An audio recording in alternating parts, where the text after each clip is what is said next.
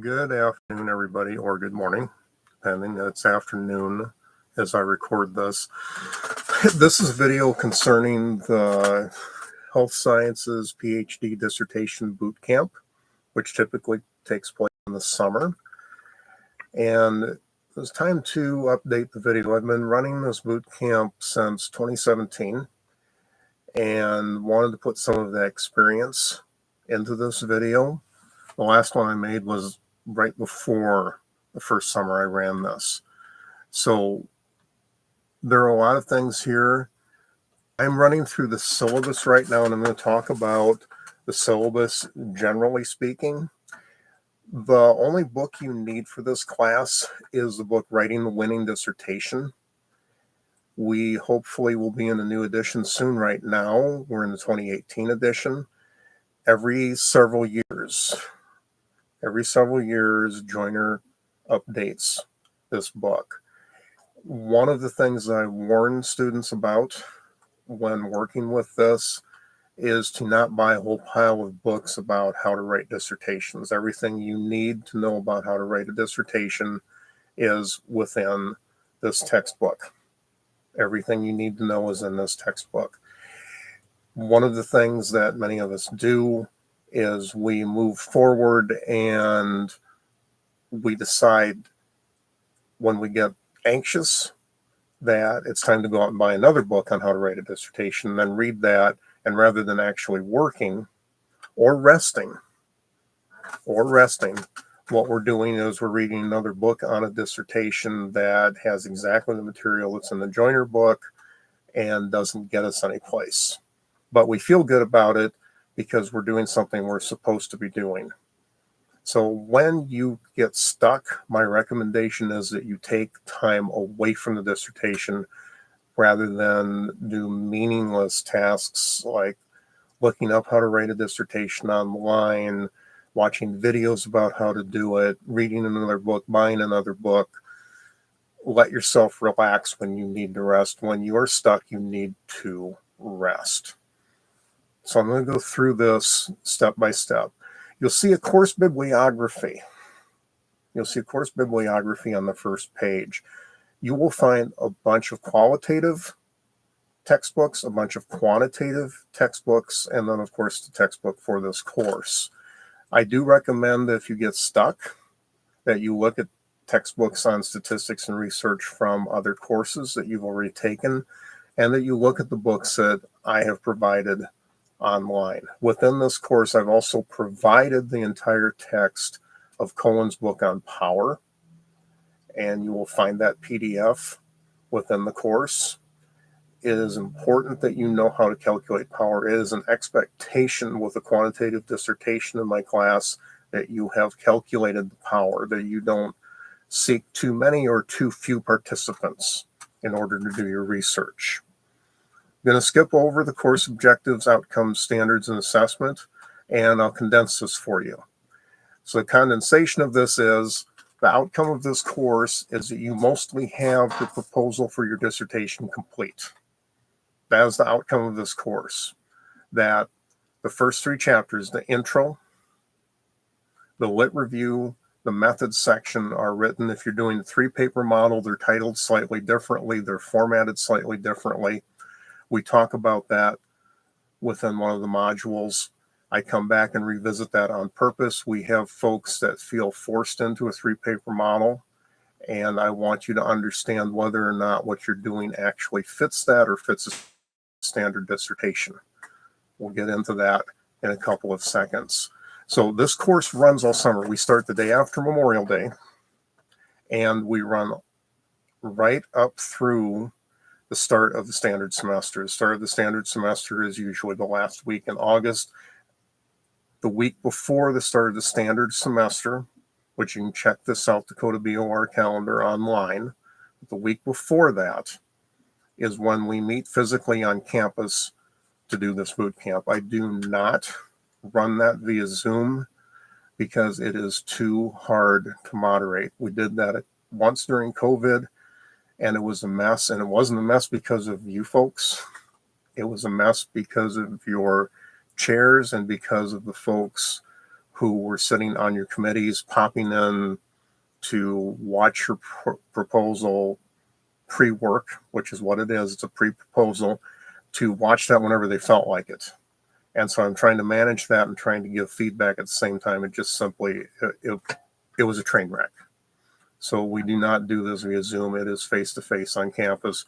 One of the things you were told in orientation years ago is that we would require you to come on campus twice, once for orientation and once for boot camp. Boot camp via Zoom simply has not worked out well when we did it. And I do know how to utilize this. I teach courses high flex. It's the people popping in and out of the room that is just far too distracting. It just simply did not work out. So you'll be posting and working as a cohort, and you'll be doing a discussion model when you do this. You're issued points for each discussion. When you look at the discussion points, you see that's a minimal amount of the course points. Most of your points are embedded in your literature review, your methodology chapter, and your intro, along with the proposal presentation, the pre-proposal. So assignments, the first one you'll see in red is pass, fail, not graded. By the end of the first week of class, I have got to have your research questions signed off by your advisor, by your chair. I have to have that. That tells me that they have approved your project, that they're involved in your project, that you understand where you're at and what you are trying to write your proposal about. The question may not be in its final form. These are usually 1 to 3 questions. This is not all the detailed questions. This is not pages of questions. This is just simply what you plan to research. So it's typically 1 to 3 questions, depending on what you're researching. And I expect them to be written properly, but that's the approval that you get from your chair. And then that's scanned and put into the Dropbox, and then you talk about your questions on the discussion board. So every week there is an assignment. Every week throughout the summer, people put in about 20 hours. This takes about 20 hours a week to do what we're going to do. The reason for this is we want you to come out of this with what I call an 80% proposal. Some people have the proposal completely done. It depends on how well prepared you are and how heavily involved your chair is inside this process. Sending the materials to your chair for review as you go is not a bad idea, but at least stay in contact with your chair. The people that succeed the best at this are the ones that are in contact with their chair as they're moving forward through the course. So your assignments outside the discussion board, which is minimal, 100 points for the first draft of the literature review. This would be paper 1 for the 3-paper model. Minimum of 15 pages of output is expected. This is in the style that you are going to present this in. This typically would be APA, AMA, MLA style. I have APA throughout this just simply because most people are doing APA. I can keep up with the different styles, so that's not an issue. Your second major assignment is the methodology section. Again, 100 points, 10 pages of minimum output is expected. Full references, bibliography, citations are included in this output. 100 points for the first draft of the introductory section, minimum of 10 pages of output, full references, bibliography, citations. That assignment does not need to be reviewed by me before posting to the discussion board. The other 2 you put first in the Dropbox. I review them, and then I let you know what I want changed, and then you post it to the discussion board. The lit review and the methodology section posted as Dropbox first so that I can review them, give you the alterations that I want, and then you post to the discussion board after those alterations are made. 40 points for the PowerPoint and the integrated proposal. See the presentation rubric at the end for my expectations. I'm not going to go over those. 70 points for presentation of the PowerPoint proposal during bootcamp week. We give you a total of 45 minutes for a presentation, discussion, and feedback. The presentation should run about 30 minutes. We have a year where we have a lot of people. We keep very strictly to this. We have a year with very few people. I'm more flexible on it. You will know at the end of the first week whether or not we have flexibility to extend this. 30 minutes tends to be enough time to do the proposal. So last assignment, no points. All coursework is unified proposals returned into your dissertation chair due 1 week after the end of the course. This is not something that I can monitor or manage. Just simply want you to get to them. So week by week. The first week, introduction to the course. I've got a lot of chapter readings that first week. And your research question, the expectation is that you come into this class, you already know what you're going to research. You've already formulated the research question. This is what you've been working on during the seminars. This is what you've been working on during comps. The research question should be formulated. This also presupposes that you have done either an annotated bibliography or started a literature review, because you cannot identify a question without identifying a gap in the research. You cannot identify a gap in the research without doing literature review. An annotated bibliography serves this purpose of showing no one's talking about this. Nobody has researched this. So that is very important that you have identified a gap. And I will work with you after we receive the approved question signed off on by your chair, and we'll work on the question itself. The 3-paper model. What you should be doing, starting with 3-paper model module, where I have you discuss a 3-paper versus a 1-paper module. I want you to not only look into what's going to work best for you, but you should be starting your literature review. You should be starting your literature review. The literature review has to be done and edited and turned in by typically the end of June. So that deadline comes rapidly. You have about 1 month to write your literature review. We have 2 types of people doing dissertations. I should say there's 2 types of problems people run into. People tend to run into a problem with either writing the literature review or writing the methods section. People either struggle with the methods section or the literature review. If you know which one of those is the biggest struggle for you, you want to put extra time and effort into getting ahead of that and getting in front of it. So with the literature review, again, expect 15 pages of output. This is a proposal. This isn't a dissertation. Dissertation, you'll probably have to do more pages. The proposal, you're telling us in the literature review what's important, what you've identified as the gap, and the steps you have taken to prove that the gap that you're going to talk about does exist, that people have not written about the topic that you are going to write about.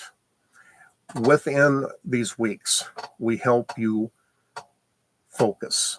We help you look at, hey, this is how big or how narrow the topic is. If you are having trouble identifying a gap about something that's very important to you, you want to write about, you start narrowing your focus. If you make your focus extremely narrow, your chances that you have identified a gap in the literature review go up. If you make your focus very broad, your chances that you've identified a gap in the literature plummet. So you want your area to be very narrow and very focused. And again, we talk about this as these weeks go on. From the 3-paper model, we move into research problem development. We look at getting your city training done. Your city training is due in the Dropbox. You'll see the link there. This gets you a head start on the things that you have to do in order to get your proposal approved. City training is one of those things that you have to do to get your proposal approved. City training is good for 3 years. There's information about that within that module. and you're certainly free to ask me any questions or ask the IRB any questions you have. We have some people that come in with city training done already. Those certificates are perfectly valid to send to me. Please let me know. I don't look at, gee, this is going to expire in October, you have to renew it. I don't look at that. If you have a currently valid city certificate, I am good with that. I'm not going to force you to renew that early because I know what a problem that creates.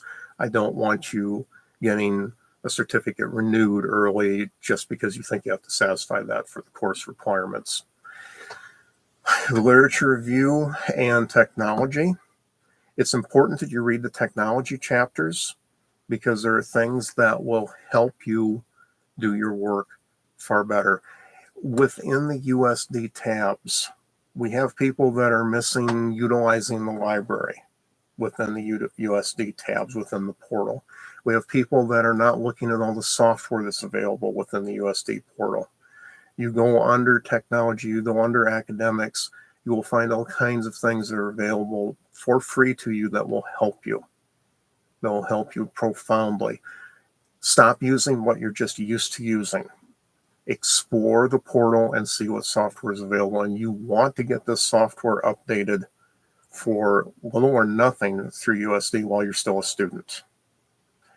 Editing the literature review paper 1. After you've sent it to me, after you've sent this to me, and posted it to the Dropbox and gotten my feedback, then you send this to the discussion board. Please give each other several days. When you look at the deadlines, you want to submit your stuff to the discussion board at least 3 to 5 days before that deadline so that folks can look at it. Methodology section. Lots of methodology chapters. You'll be digging back into your books that you have from previous courses, several chapters to read about methodology.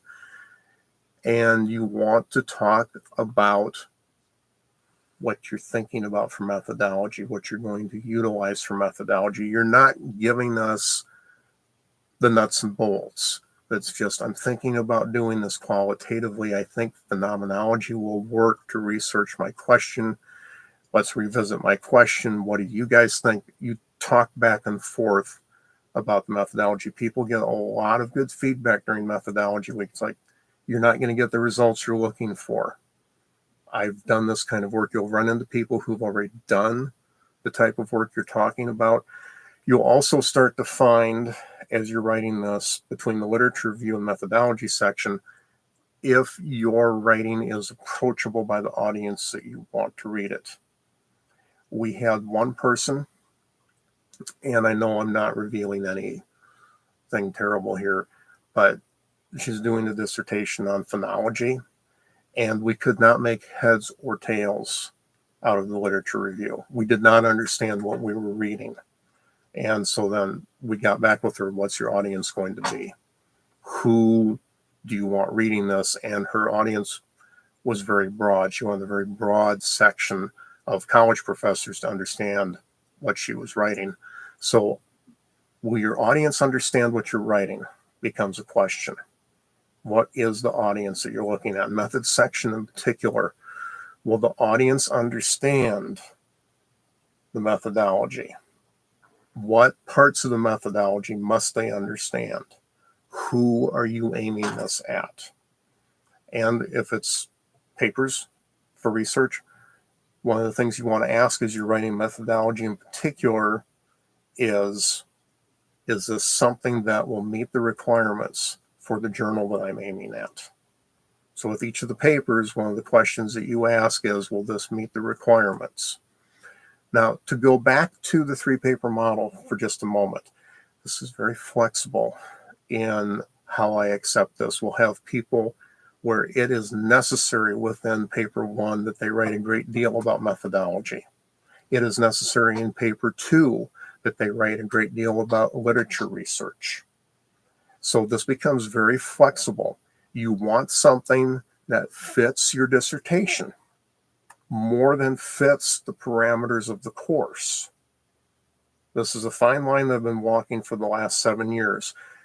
You want what you're turning into me to fit the requirements of your chair, as well as the course requirements. And the course requirements are very flexible, so that what you get at the end of the course is something that you can propose to your committee after some fine-tuning, typically, without having to rework it, without having to redo it. So find out what your chair is looking for, particularly if you're doing the 3-paper model.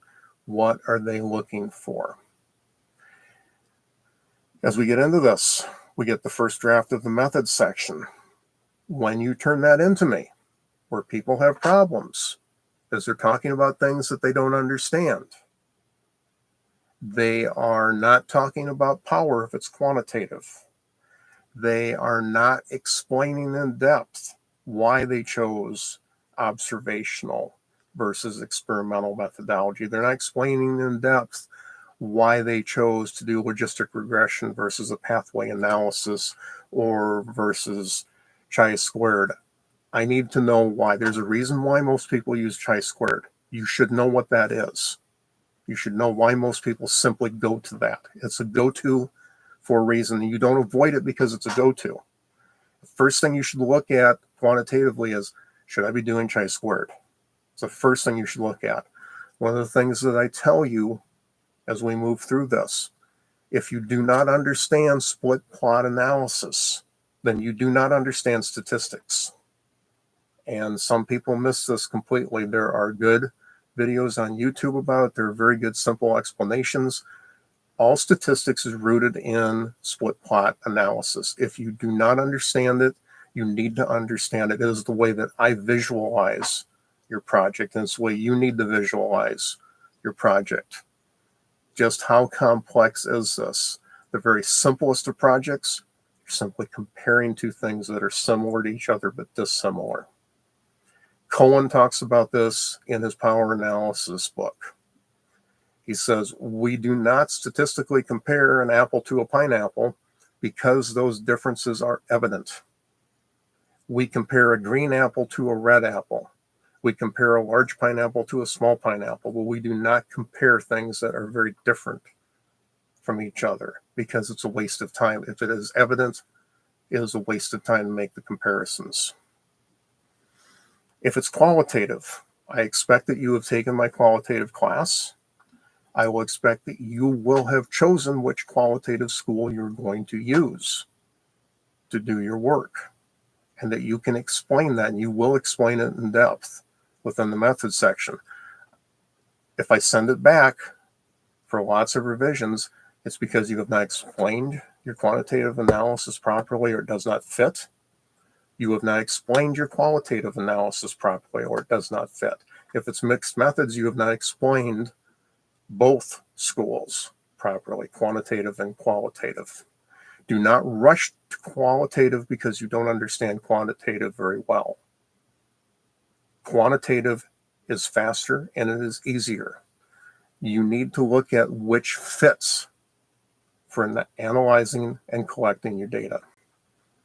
So that's the methods section. The intro. Last. Excuse me. I shouldn't talk and drink at the same time. So, the introduction. Why is this near the end? Because you don't have anything to introduce unless you've already written the methods section, unless you've already written paper 1 and 2, unless you've already written literature review. Unless you have already put this stuff together, you don't have anything to introduce.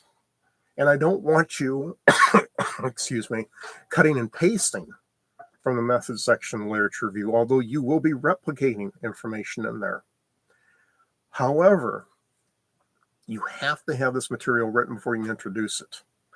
When I did my dissertation proposal, we were forced to go in order. First thing we had to write was the introduction, and I'm like, completely lost. I went to the lit review and I went to the methods section, then came back to the introduction. It was easy to write the introduction. This is why we only have 1 week for the introduction. And then You exchange it, you get feedback. The week after that, you exchange and integrate the entire proposal in the PowerPoint. You've gotten feedback after feedback after feedback on all these sections, hopefully from me, from the chair, and from your fellow students. And you've listened to that. People that do the best in this course are people that listen to feedback.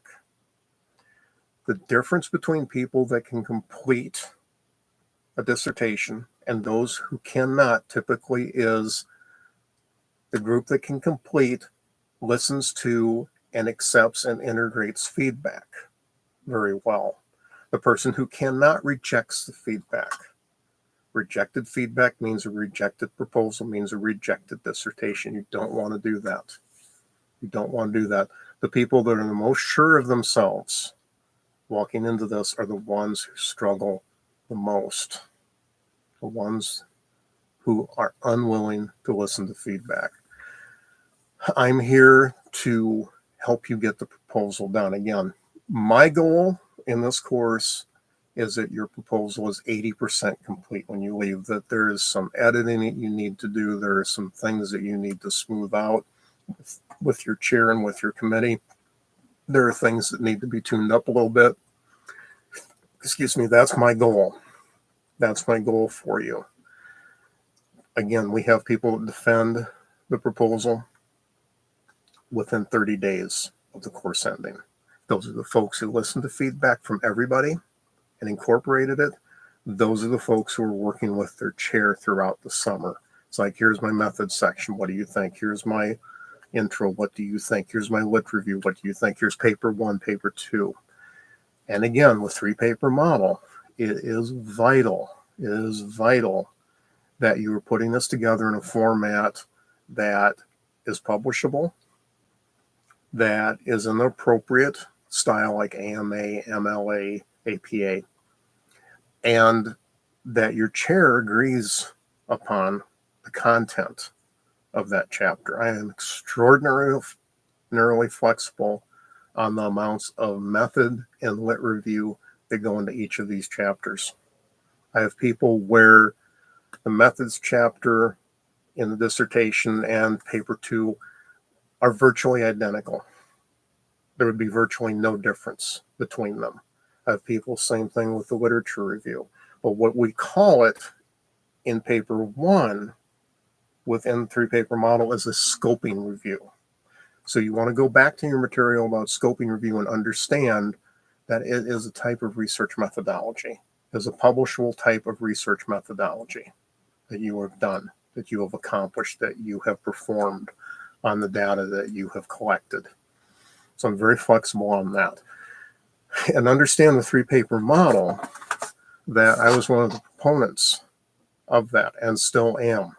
I just want to make sure you don't feel pushed into it. We have more people complete and graduate because we've allowed the selection of dissertation standard or 3-paper model. We have far more people that, because they're allowed that choice, they're allowed that flexibility, and because their writing of their research better fits one model or the other, that they can complete in a much smoother manner.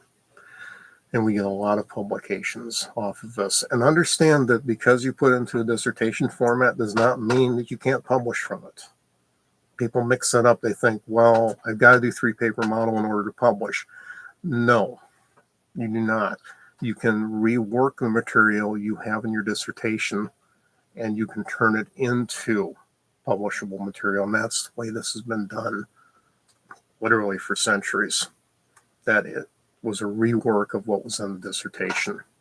3-paper model's been utilized throughout the United Kingdom for decades. And the idea behind that is to give you more flexibility.